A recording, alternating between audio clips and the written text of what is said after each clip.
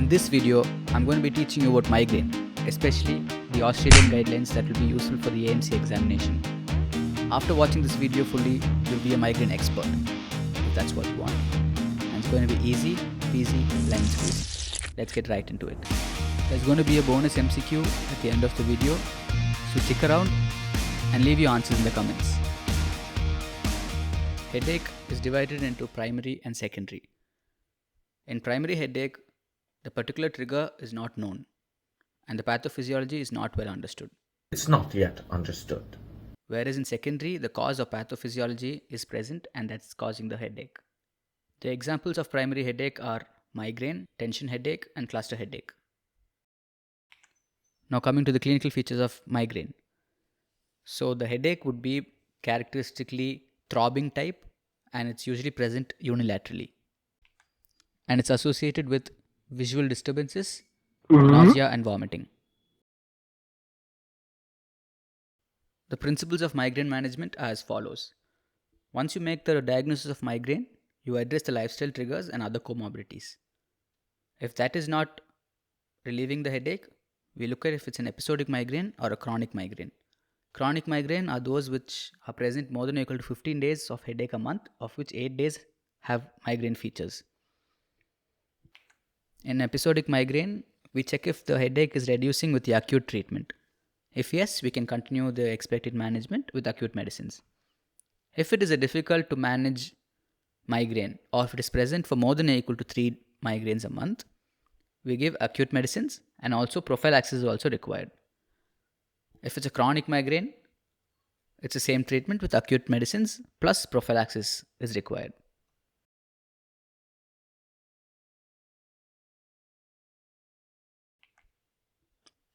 Migraine can be associated with various lifestyle triggers like sleep disorders, dietary triggers like alcohol, cheese, oranges, and chocolate. Chocolate? Did you say chocolate? Dehydration and caffeine overuse also is associated with migraine. The first step in management is addressing these factors and advising to avoid these triggers. Healthy body weight and exercises are recommended. Now coming to the pharmacotherapy of migraine. Treatment can be given to treat acute migraine, or they can be used prophylactically to reduce the frequency and severity of attacks. The common medications used are paracetamol, aspirin, other non-steroidal anti-inflammatory drugs, antiemetics, and triptans. Triptans are serotonin receptor agonists. These are the first-line drugs as they are more selective against migraine. They are used for moderate to severe pain or when simple analgesics are not effective. They relieve the headache by causing vasoconstriction and are not recommended for those with cardiovascular disease. The triptans available in Australia are sumatriptan, izatriptan, elatriptan, zolmitriptan, and naratriptan. Naratriptan is associated with lower side effects. Depression and anxiety are common comorbidities with migraine. The risk of serotonin syndrome when triptans are used in conjunction with SSRIs or SNRIs are less. Don't worry about it. Don't worry about it. Medicine overuse can also aggravate migraine.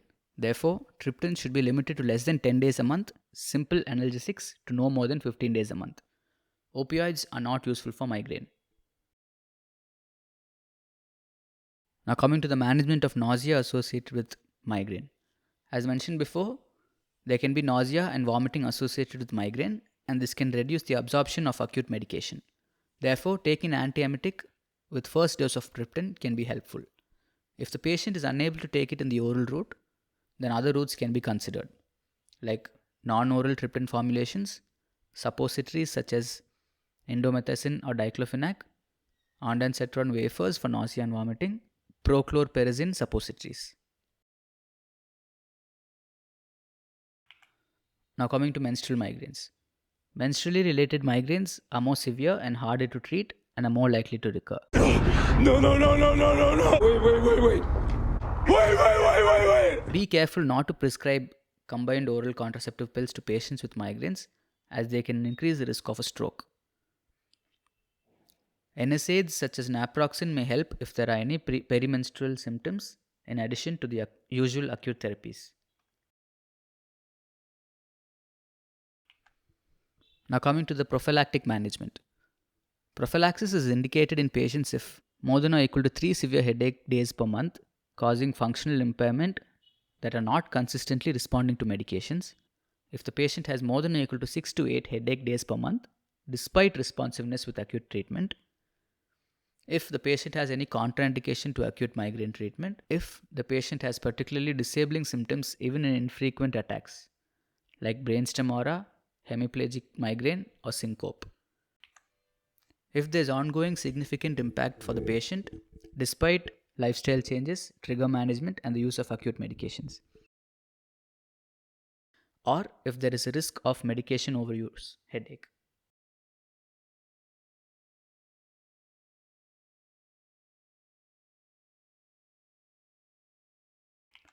The drugs used for prophylactic management are hypertensive like calcium channel blockers, verapamil, beta blockers like propranolol, ACE inhibitors like candesartan, antidepressants like amitriptyline and nortriptyline, and antiepileptics like topiramate and sodium valproate.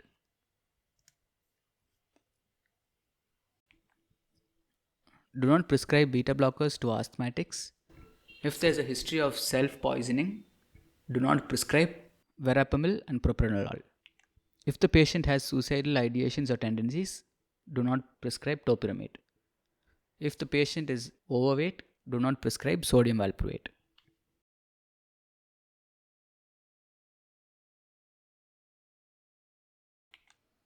The other drugs for migraine treatment are botulinum toxin A and monoclonal antibodies. Coming to botulinum toxin A, if the patient has chronic migraine but has failed to improve with 3 oral prophylactic medications or could not tolerate them, they qualify for PBS subsidy on botulinum toxin therapy given by a neurologist. They reduce migraine frequency and severity by altering the neurotransmitters that are responsible for migraine. The adverse effect of Botox therapy are headache, neck weakness, redness at the injection sites, and heaviness of the eyelids.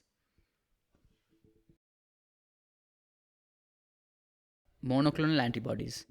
The approved drugs are erinumab, fremanezumab, galzanizumab. Now here comes the bonus MCQ that I promised at the beginning of the video. Alright. Leave your answers in the comments. Don't forget to like, comment and subscribe, and I'll see you next time. Bye bye.